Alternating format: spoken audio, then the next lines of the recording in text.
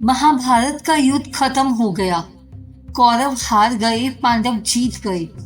लेकिन क्या सच में ये जीत थी? क्या आपने कभी सोचा है उस युद्ध के बाद हस्तिनापुर का क्या हुआ, जहां लाखों लोग मारे गए, जहां हर घर उजड़ गया? क्या वहां फिर से जिंदगी लौटी? आज हम बताएंगे महाभारत के बाद का वो सच जिसे बहुत कम लोग जानते हैं। अगर आप भी यह सच जानना चाहते हैं तो बेल आइकन दबाकर हमारे चैनल को सब्सक्राइब करें और इस कहानी के अंत तक बने रहें। प्रिय भक्तों, महाभारत सिर्फ एक युद्ध नहीं था, ये विनाश का प्रतीक था। लेकिन असली कहानी युद्ध के बाद शुरू होती है, जहां युधिष्ठिर राजा बनते हैं, लेकिन उनके मन में खुशी नहीं बल्कि अपराध बोध था। महाभारत का युद्ध समाप्त हो चुका था। कुरुक्षेत्र की धरती, जो कुछ समय पहले तक रणभूमि थी, अब एक शमशान भूमि बन चुकी थी। चारों तरफ सिर्फ मृत शरीर पड़े थे। हवा में धूल नहीं बल्कि राख और दर्द घुला हुआ था। जहां कभी वीरों की गर्जना सुनाई देती थी, वहां अब सिर्फ रोने की आवाजें गूंज रही थी। हस्तिनापुर, जो कभी समृद्धि और शक्ति का प्रतीक था, अब एक ऐसे नगर में बदल चुका था जहां हर घर में शोक था। कोई ऐसा घर नहीं बचा था जहां किसी अपने की मृत्यु ना हुई हो। माताएं अपने पुत्रों के लिए रो रही थी, पत्नियां अपने पतियों के लिए विलाप कर रही थी और बच्चे अपने पिता को ढूंढ रहे थे जो कभी लौटकर नहीं आने वाले थे। पांडव जीत चुके थे, लेकिन इस जीत में कोई खुशी नहीं थी। विशेष रूप से युधिष्ठिर के चेहरे पर एक अजीब सा खालीपन था। उनके सिर पर अब पूरे हस्तिनापुर का राजमुकुट था, लेकिन उनके हृदय में एक भारी बोझ था। उन्हें देख ऐसा लग रहा था जैसे उन्होंने जीत नहीं बल्कि सब कुछ खो दिया है। वह सोच रहे थे, क्या यह जीत सच में सही थी? क्या इतने लाखों लोगों की मृत्यु केवल उनके राज पाने के लिए हुई थी? क्या यह धर्म था या यह सिर्फ एक विनाश था जिसे रोका जा सकता था? युद्ध के दिनों के बाद युधिष्ठिर बिल्कुल बदल गए। वह अब पहले जैसे नहीं रही थी। उनके चेहरे पर हमेशा एक गहरी चिंता और दुख छाया रहता था। वह रातों को सो नहीं पाते थे। जब भी वह अपनी आंखें बंद करते, उन्हें युद्ध के दृश्य दिखाई देते। उन्हें उन लोगों की चीखें सुनाई देती जो इस युद्ध में मारे गए थे। वह खुद से बार बार एक ही सवाल पूछते थे, क्या यह सब उनकी वजह से हुआ? अगर वह जुए के खेल में शामिल ना होते, अगर वह युद्ध को रोकने की कोशिश करते, तो शायद यह विनाश टल सकता था। यह विचार उन्हें अंदर ही अंदर तोड़ रहा था। उनके भाई उन्हें समझाने की कोशिश करते, लेकिन उनके मन का दर्द इतना गहरा था कि कोई भी शब्द उसे कम कर नहीं पा रहा था। उन्हें लगता था वह इस राजगद्दी के लायक नहीं है, क्योंकि उनकी वजह से इतने लोगों की जान गई है। जब श्री कृष्ण ने युधिष्ठिर की वह स्थिति देखी तो वह उनके पास आए। उन्होंने युधिष्ठिर को समझाया कि यह युद्ध केवल एक सहयोग नहीं था, बल्कि यह धर्म और अधर्म के बीच की लड़ाई थी। उन्होंने कहा कि जो हुआ वह पहले से तय था और उसमें हर व्यक्ति केवल एक माध्यम था। श्री कृष्ण ने युधिष्ठिर को बताया कि एक राजा का कर्तव्य केवल शासन करना नहीं होता, बल्कि न्याय स्थापित करना होता है। अगर अधर्म को रोका ना जाए तो वह पूरे समाज को नष्ट कर देता है। उन्होंने यह भी कहा कि कभी कभी बड़े धर्म के लिए छोटे दुखों को सहना पड़ता है। धीरे धीरे युधिष्ठिर को यह सब समझ आने लगा कि यह युद्ध केवल उनकी इच्छा से नहीं हुआ था, बल्कि यह समय का नियम था। फिर भी उनके मन का दर्द पूरी तरह खत्म नहीं हुआ, लेकिन उन्हें अपने कर्तव्य का बोध होने लगा। हस्तिनापुर के महल में एक और दुखद दृश्य था। धृतराष्ट्र और गांधारी अपने 100 पुत्रों को खो चुके थे। उनका पूरा वंश समाप्त हो गया था। धृतराष्ट्र, जो पहले से ही अंधे थे, अब पूरी तरह टूट चुके थे। उनके पास देखने के लिए कुछ नहीं था, अब उनके पास जीने के लिए भी कुछ नहीं बचा था। गांधारी का दर्द और भी गहरा था। उन्होंने अपने जीवन भर अपनी आंखों पर पट्टी बांधकर अपने पति के दुख को साझा किया हुआ था, लेकिन अब उन्होंने अपने सभी पुत्रों को भी खो दिया था। गांधारी का हृदय क्रोध और दुख से भर गया था। उन्होंने श्री कृष्ण को भी इस विनाश के लिए जिम्मेदार ठहराया और उन्हें श्राप दिया कि जैसे उनका वंश नष्ट हुआ है वैसे ही कृष्ण का वंश भी एक दिन नष्ट हो जाएगा। एक दिन भीम धृतराष्ट्र के सामने आए। धृतराष्ट्र के मन में भी भीम के लिए गहरा क्रोध था, क्योंकि भीम ने ही उनके प्रिय पुत्र दुर्योधन को मारा था। जब भीम उनके सामने आए तो धृतराष्ट्र ने उन्हें गले लगाने के बहाने अपने क्रोध को निकालने की कोशिश की। वह उन्हें इतने जोर से दबाना चाहते थे कि उनका प्राण ही निकल जाए, लेकिन श्री कृष्ण ने पहले ही समझ लिया था। उन्होंने भीम की जगह एक लोहे की मूर्ति को धृतराष्ट्र के सामने खड़ा कर दिया। धृतराष्ट्र ने उस मूर्ति को इतनी जोर से दबाया कि वह टूट गई। उसी क्षण उन्हें एहसास हुआ कि उनका क्रोध उन्हें कितना अंधा बना चुका है। वह रो पड़े और अपने कर्मों पर पछताने लगे। महाभारत का युद्ध भले ही समाप्त हो गया था, लेकिन उसके बाद जो दृश्य था वह किसी भी इंसान के दिल को हिला देने के लिए काफी था।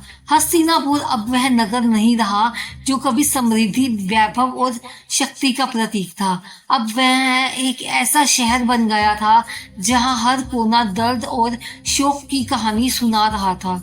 सड़कों पर सन्नाटा था, जहां पहले रथों की आवाज गूंजती थी, जहां बाजारों में चहल पहल होती थी, अब वहां वीरानी छाई हुई थी। दुकानों के दरवाजे बंद थे क्योंकि उन्हें चलाने वाले लोग अब इस दुनिया में नहीं थे। खेत बंजर थे क्योंकि उन्हें जोतने वाले किसान युद्ध में मारे जा चुके थे। नदियों के किनारे जहां कभी जीवन की हलचल होती थी, अब वहां सिर्फ शोक में डूबे हुए लोग बैठे दिखाई देते थे। हर घर में एक कहानी थी और हर कहानी में एक दर्द था।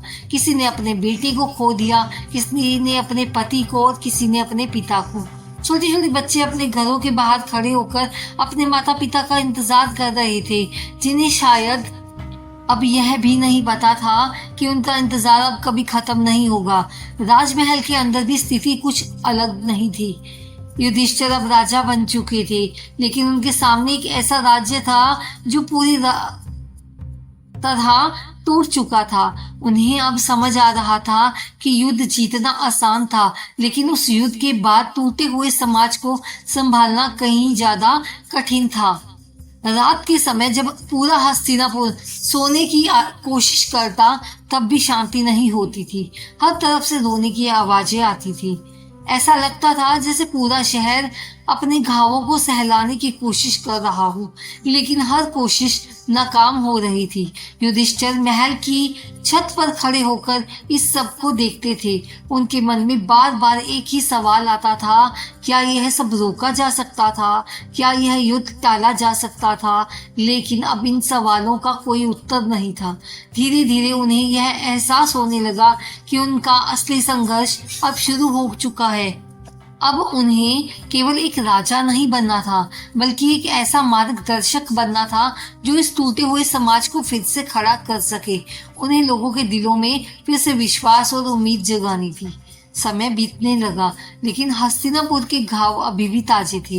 अब युधिष्ठिर के सामने सबसे बड़ी चुनौती थी कि वह इस बर्बाद राज्य को फिर से खड़ा करे। यह सिर्फ एक प्रशासनिक कार्य नहीं था, बल्कि यह एक भावनात्मक और आध्यात्मिक जिम्मेदारी भी थी। उन्होंने सबसे पहले उन लोगों की मदद करने का निर्णय लिया जिन्होंने इस युद्ध में अपने प्रियजनों को खो दिया था। विधवाओं के लिए सहायता की व्यवस्था की गई, अनाथ बच्चों के लिए आश्रम बनवाए गए। धीरे धीरे उन्होंने लोगों के जीवन में फिर से स्थिरता लाने की कोशिश की, लेकिन यह काम आसान नहीं था। लोग अपने दर्द में इतने डूबे हुए थे कि उन्हें भविष्य की कोई उम्मीद दिखाई नहीं दे रही थी। युधिष्ठिर खुद उनके बीच जाते, उनसे बात करते, उनके दुख को समझने की कोशिश करते। वह केवल एक राजा नहीं, बल्कि एक सहानुभूति पूर्ण नेता बन गए थे। उन्होंने कृषि को फिर से शुरुआत करने का प्रयास किया। बंजर पड़े खेतों को फिर से जोता गया और लोगों को प्रोत्साहित किया गया कि वे अपने जीवन को फिर से शुरू करें। व्यापार को बढ़ावा दिया गया ताकि राज्य की अर्थव्यवस्था धीरे धीरे पटरी पर लौट सके। यह एक लंबी और कठिन प्रक्रिया थी, लेकिन धीरे धीरे हस्तिनापुर में जीवन वापस आने लगा था। हालांकि दर्द अभी था, लेकिन अब उसके साथ उम्मीद और भी जुड़ गई थी। समय के साथ पांडवों के जीवन में भी एक बदलाव आने लगा। उन्होंने देखा कि यह संसार कितना अस्थायी है। जो आज है वह कल नहीं रहेगा। यह अनुभव उन्हें अंदर से बदलने लगा। विशेष रूप से अर्जुन और भीम जैसे योद्धा जिन्होंने जीवन भर युद्ध किया था, अब शांति की तलाश में थे। धीरे धीरे पांडवों के मन में वैराग्य की भावना उत्पन्न होने लगी। उन्हें एहसास हुआ कि जीवन का असली उद्देश्य केवल सत्ता और विजय नहीं है, बल्कि आत्मज्ञान और शांति है। उन्होंने निर्णय लिया कि एक दिन वह सब कुछ छोड़कर आध्यात्मिक मार्ग पर चलेंगे। यह निर्णय आसान नहीं था, लेकिन उनके अनुभवों ने उन्हें इस दिशा में सोचने के लिए मजबूर कर दिया था। समय बीतता गया और हस्तिनापुर धीरे धीरे अपने पुराने स्वरूप में लौटने लगा। अब एक नई पीढ़ी तैयार हो रही थी, जो इस युद्ध के दर्द को देखकर बड़ी हुई थी। राज्य की बागडोर अंत में परीक्षित को सौंप दी गई। वह एक ऐसे राजा बने जिन्होंने अपने पूर्वजों की गलतियों से सीख ली थी। परीक्षित जो अभिमन्यु के पुत्र थे, जिन्होंने अपने पिता को जन्म से पहले ही खो दिया था। उन्होंने युद्ध का दर्द अपनी माँ की आंखों में देखा था, और यही दर्द उन्हें एक अलग तरह का राजा बना रहा था। परीक्षित का शासन एक नई सोच का प्रतीक था। उन्होंने अपने राज्य को शक्ति से नहीं, बल्कि न्याय और करुणा से चलाया था। उन्होंने यह सुनिश्चित किया कि हस्तिनापुर में फिर कभी वैसा विनाश ना हो जैसा महाभारत में हुआ था। उनके शासन में हस्तिनापुर फिर से एक समृद्ध राज्य बन गया। बाजारों में चहल पहल लौट आई, खेत फिर से हरे भरे हो गए और लोगों के चेहरों पर मुस्कान वापस आने लगी। लेकिन यह मुस्कान पहले जैसी नहीं थी। इसमें गहराई थी, एक समझ थी, क्योंकि इस पीढ़ी ने युद्ध का असली चेहरा देखा था। महाभारत एक कहानी नहीं है, यह एक आईना है जिसमें हम अपनी ही कमजोरियों को देख सकते हैं। जब हम इस पूरे घटनाक्रम को देखते हैं तो हमें यह समझ आता है कि असली युद्ध कभी बाहर नहीं होता। असली युद्ध हमारे अंदर होता है, हमारे अहंकार, हमारी इच्छाओं और हमारे क्रोध के बीच। युधिष्ठिर ने राज्य तो जीत लिया था, लेकिन उन्होंने अपनी शांति खो दी थी। दुर्योधन ने अपने अहंकार के कारण सब कुछ खो दिया, और शकुनी ने अपने बदले की आग में खुद को भी जला लिया। और फिर हुई असली जीत किसकी हुई? शायद किसी की भी नहीं। महाभारत हमें सिखाती है, जब हम अपने अहंकार को अपने ऊपर हावी होने देते हैं तो हम सही और गलत के बीच का फर्क भूल जाते हैं, और यही भूल हमें उस रास्ते पर ले जाती है जहां अंत में सिर्फ विनाश होता है। लेकिन इस कहानी का एक और पहलू भी है। यह हमें सिखाती है कि हर विनाश के बाद एक नई शुरुआत संभव है। हस्तिनापुर ने यह साबित किया। वह एक ऐसा राज्य था जो पूरी तरह टूट चुका था, लेकिन फिर भी उसने युद्ध को फिर से भुलाकर खुद को फिर से खड़ा कर दिया था। क्यों? क्योंकि लोगों ने अपनी गलतियों से सीखा था। उन्होंने समझा कि शक्ति से ज्यादा महत्वपूर्ण है संतुलन, अहंकार से ज्यादा जरूरी है विनम्रता, और बदले से ज्यादा शक्तिशाली है क्षमा।